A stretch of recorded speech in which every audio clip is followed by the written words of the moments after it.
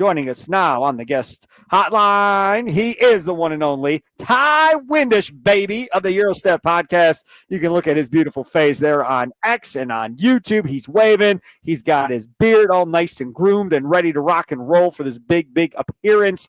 Ti Windisch, how are we? Good. I just got out of hair and makeup, like you said, ready to join the show. Really excited to be here on a toy drive day, and do genuinely ask anybody listening to go donate. I plan to as soon as we're done here to help out, make sure these kids have their toys, man. I appreciate it. People don't know this, but Tommy Wirtz actually does travel and do hair and makeup for our guests prior to coming on X and YouTube, Charlie. And he does a really good job. If you look at Ti, he looks good. For nominating him for that. Yeah, he really does. He does a good job with the makeup part of it, too. I mean, Ti is really looking good. Ti normally a lot paler, but with the foundation and stuff they put on, he looks really good. Ti, I really am sick of Bucks fans, if we're being honest. I all day I've listened to the Wisconsin Sports Radio Network from Inside Wisconsin Sports, from 6 to 9 a.m. with Josh and Trevor, to 9 to noon with John Kuhn and Rami Makaloff. Brandon Snyder, their producer, was on the air quite a bit today. Noon to 2, obviously Mason Crosby in the house with Mitch Thunder Nellis. Tommy Wirtz chirping there. A lot of negativity, a lot of people mad. I'm hearing callers asking for them to trade Giannis and start this thing over, to which I about lost my ever-loving mind. I asked this question at 2 o'clock. I'm going to ask you the same question. This situation that they find themselves in right now, how much of this blame lies at the feet of Giannis? Not the majority. Not most of it. I'd say he is relatively low on the list of people who I would blame for this, and I really hesitate to even try and designate out how much or how little, because I think the people who would say it is Giannis's fault would say things like Giannis wanted Adrian Griffin hired and other things like that. And I just feel like we don't conclusively know those things. And I also feel like even if that is true, it's the job of a good professional sports organization to not let the players run the show, because that's not their job. And while it's important for, to do things maybe in conjunction with Giannis, if you're letting Giannis make coaching decisions, that's an indictment of the organization. I think back to when Dwayne Wade and LeBron James and Chris Bosh stormed into Pat Riley's office and said, you got to fire Eric Spoelstra, the new guy at the time, the old video coordinator. You got to coach the team.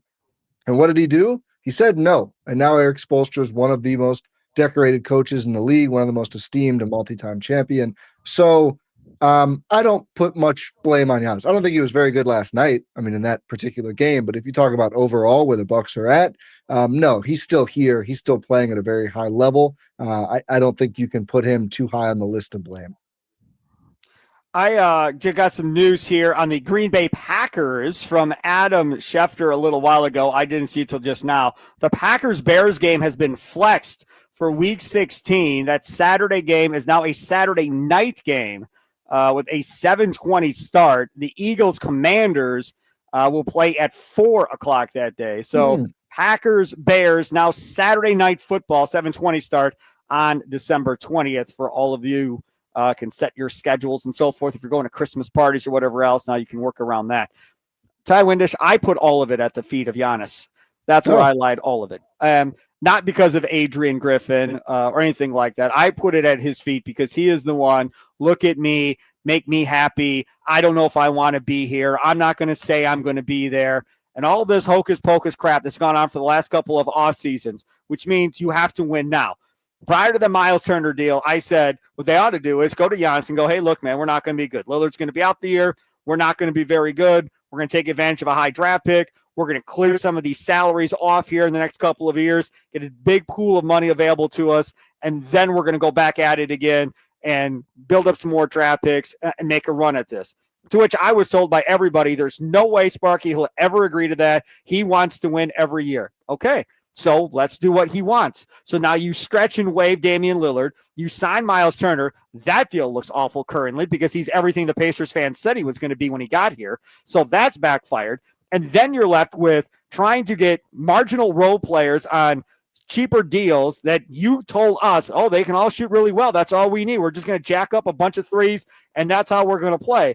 The problem is everybody forgot about defense at this point, and that has gone completely out the window too.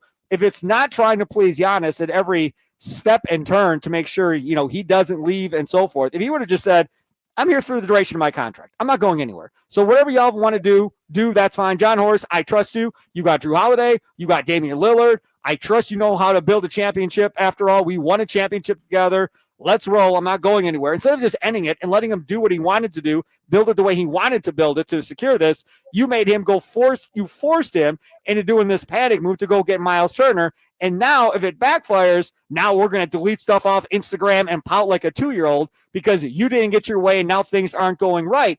And as I said earlier, if you can go two ways on this, if you're Giannis, Ti Windisch. One, you can pout and shut up and not talk to anybody and clam up because you're mad that you're losing. Or two, you can fight like hell and be a leader and pull this team out of it and do extra film sessions with these younger guys and do extra work and try and get this to go the way you want it to go. It's up to him.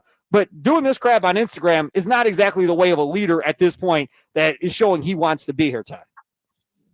I've been told the Instagram stuff happened a while ago, and I think it was pointed out after the game last night. That's what I heard. I'm not an Instagram detective, so I'm not going to sit I'm not even on Instagram. That. Yeah. But I've been told it wasn't. He didn't get home from the game and do this. This was he scrubbed his feet a while ago. I don't know or frankly care why. To your point, I mean, listen, I understand what you're saying. I don't want to base strong opinions on like whispers we hear about the interdynamics of the front office and Giannis.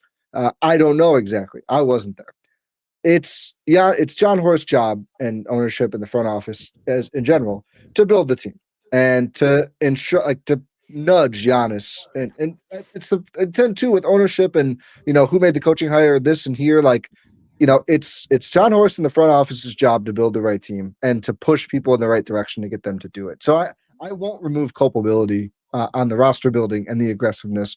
If you really want to do something and you make the call, I think you just have to do it, frankly, and sell everyone else on your vision. And if you can't, then that's a fault in that job.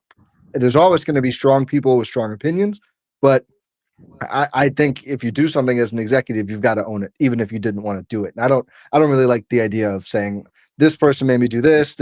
It came out that he wanted Kenny Atkinson as Kenny Atkinson is winning coach of the year. Like that's convenient to come out then. Yeah, that's a good time to say that. Hire him if you feel so strongly about it, is my take on that. But generally, I do think the aggressiveness is starting to obviously take a toll. And I do think to kind of meet you in the middle here, there probably does need to be a coming to Jesus moment with Giannis where the Bucks say, listen, we can't just send like the 2031 and 2 pick to bring in like a Band-Aid like Zach LaVine and try and fix this on the fly. We need to rebuild the team a bit. We'll still try. We're not in a tank and shut everyone down or whatever, but let's get a nice first round pick. Let's kind of keep the books moving. Let's get a roster that maybe makes more sense here and use the offseason to do it instead of doing it on the fly. On the flip side, I understand if you're honest and you say, well, why didn't you do that last summer? And I don't think they did a very good job of getting a balanced win now roster together here. So I don't know. I think if they keep losing, though, they're going to have that moment where they do have to get from Giannis, like, are you in or out? You know what I mean? Like, enough with the half stuff. Like, we need to have a plan for the next 3 years, not for the next 3 months. I agree with you on that wholeheartedly. Ti Windisch, Gyro Step Podcast. This is the other thing that I pointed out earlier. It's December, man. I don't really care what their win-loss record is in December. I think there's plenty of time to still figure this out. The issue that I have in all of this is Giannis clearly knew what the plan was, right? We were going to build it around you, with all these marginal rotational players. Hopefully somebody steps up and does something, but we're going to win because we were so good and efficient in shooting threes last year. Now we're going to shoot even more of them this year, and we're essentially going to outscore guys. The other part of this was at the beginning was they wanted to play more physical, be more handsy, get more tip passes that lead to more steals and more turnovers. And that worked a little bit in spurts earlier in the season, but that now has gone sideways, and that is no longer an issue right now with this Bucks team. And secondly, can they really win with 3 guards and Giannis and Miles Turner? I think not, because they can't handle themselves on the boards to continue to play this way, Ty. Yeah, I was pretty surprised that they went with AJ Green with the starter next to Kevin Porter Jr. and Ryan Rollins. I get starting the point guards together because those have been clearly 2 of your most dynamic two-way players on the roster, easily 2 of the top 5 this season. And I get saying, let's just start our best guys, even if it's not ideal. And I also get the idea of, well, we need to have some spacing. KPJ shot the cover off the ball, but historically has only been okay. Rollins is a little streaky. But I do think that lineup has worked through these first two games. They've been good in those minutes with the new starters, but it's against the Nets and the Wizards. I would sure hope any four guys in Giannis look good against the Nets and Wizards, although they did, of course, lose to the Wizards. I think they're going to have to go back to Kuzma starting, whether that's with both point guards or just one of them. I would try it with both and see if the spacing works out. Kuzma's been shooting the ball well, but we know he's going to be a streaky shooter. But to your point, I do think they've leaned too far into shooting. Players like Gary Trent, who were more helpful last season, he only really shoots and scores. He's not rebounding. He's not defending consistently. He's not racking up assists. The Bucks don't need more shooting and scoring. They are first in effective field goal percentage. They are first in three-point percentage, and their offense is middling because they don't have enough of everything else. So I think Kuzma is actually a very important balance for them and should play more. And the minutes with Kuzma and Giannis together this year, the Bucks have blitz teams. Like, it has worked, even though it's not always looked pretty. So I think they need to lean into more of that, more size, more defense. I couldn't agree more. The roster doesn't lend itself to that, but I think it's worth trying to do that however you can with this current group.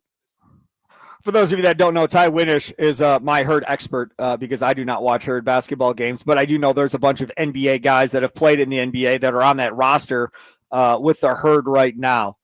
Any of these guys, Dennis Smith, Oladipo, any of these cats, do you think at some point find their way onto this roster and can actually help this team?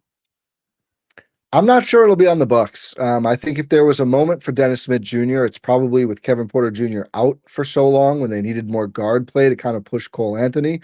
But even Oladipo, who's a little bigger than him, we don't look at this group and say, wow, they need more two guards, right? They need forwards. They need size. Oladipo has had some moments. It's kind of taken him a bit to get his legs, but he's had some nice games. And he can give you, I think, theoretically, and in his prime, he was exactly what they needed, if not small. It was small, physical defender, gets to the rim, all this stuff. He's done that stuff a bit with the Herd, but it's not been as consistent as he still gets himself back from this major injury. So I think it'd be exciting if one of those guys got a spot. Maybe if you want to open up a roster spot, I think two-way contracts open in 10-day, in mid-January, kind of give them a trial. Maybe someone like Amir Coffey, who I'm not sure if his deal is guaranteed. He has not really played much lately.